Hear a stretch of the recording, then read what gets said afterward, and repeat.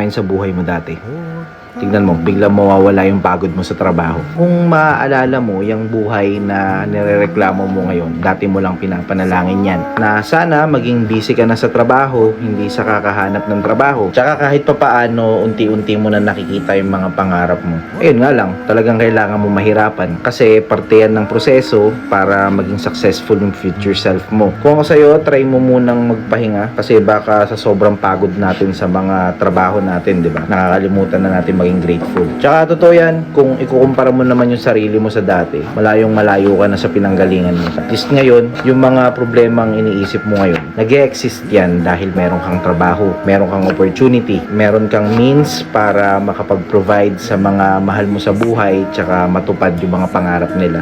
Ayun lang, huwag kang masyadong mag-overthink every time na napapagod ka sa trabaho mo. Try mo lang laging huminto, tapos lumingon ka sa pinanggalingan mo. Baka magulat ka, di ba? Sobrang layo mo na pala. Hindi mo napapansin kasi busy ka magreklamo. Valid naman yung mga nararamdaman mo kasi halos lahat naman tayo pagod na sa buhay. Minsan kailangan lang talaga nating magpahinga. Okay?